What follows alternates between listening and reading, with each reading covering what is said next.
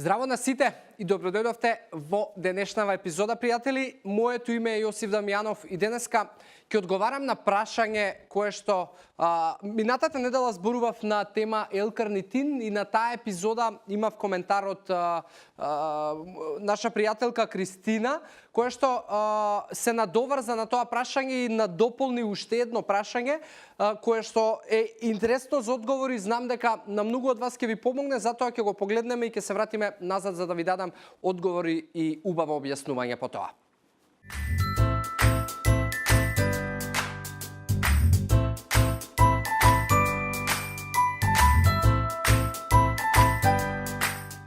Кристина, правилно е,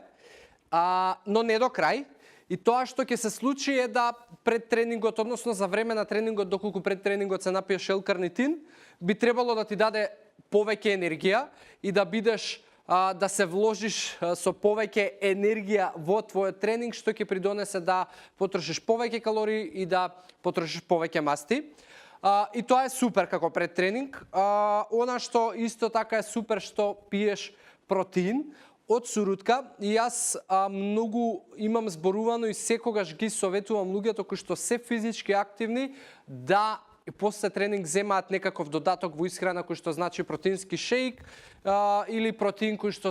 сметаат дека за нив е најдобар. Но она што ти фали во целата приказка е, прва работа, после тренингот не е доволен само протеин, туку потребен е и шекер, кој што ќе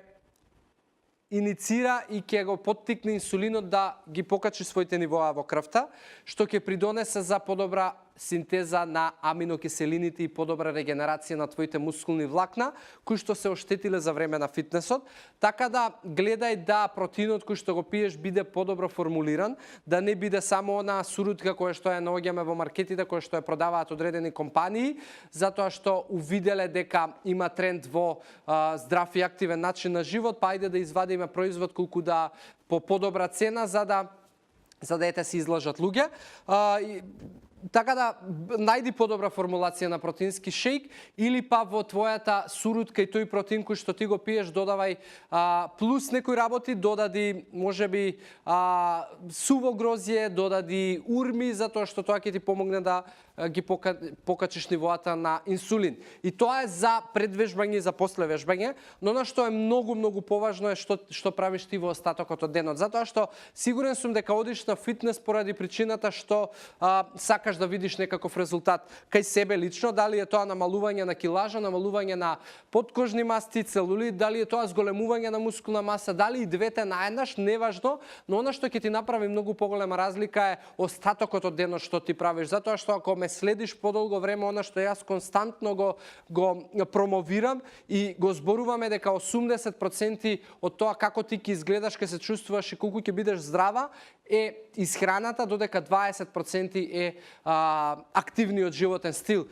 И пак немој да ме разбереш погрешно, не треба да го исфрлиш. Супер е што треба да го имаш, но поголем удел ќе направи исхраната. Затоа прашањето по мене е што ти правиш во остатокот од денот, кога ќе станеш на сабајле, додека дојдеш до време на вежбање, што правиш после вежбање, што правиш пред легнување во денови кога имаш фитнес. Значи не сакам да ти го искомплицирам ова и да звучи леле, ја знаеш што треба да правам или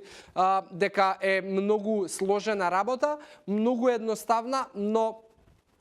е многу поважна отколку оној дел пред фитнес и после фитнес, кој што е 1 час во текот на денот, а остануваат останати 23 часа кои што заземаат многу поголем залак од твојот ден. Така да, фала ти, супер е прашањето, многу луѓе ова ги мачи и многу луѓе ги фрустрира затоа што ги превземаат можеби овие работи за кои што ти прашуваш и ги прават овие работи кои што ти ги правиш, но можеби не гледаат доволно брзи, доволно видливи резултати и тоа ги фрустрира и ги носи до момент на откажување. Затоа ова што го правиш, продолжи да го правиш, смени го само деталот со делот после вежбање, збогати го твојот регенерацијски оброк после вежбање или подобра формулација на шејк, или додади нешто во таа сама сурутка и нормално среди си го остатокот од денот со добра и квалитетна исхрана. Така да, Христина, толку имам да ти кажам за информациите кои што ти во моментов ми ги даде. Фала ти уште еднаш и секого го храбрувам да можеби исто така поставува прашања и да нормално и биде и себичен, затоа што пред се треба за себе да најде прашање кое што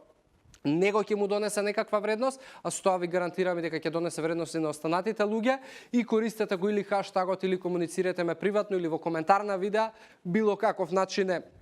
супер, тоа вие ќе го изберете и нормално ќе ги одговараме и ќе ги разговараме овие теми кои што на вас ви значат. Фала ви уште еднаш, се гледаме во следна епизода и до тогаш ви посакувам здрави животни навики и убав ден. Чао, чао.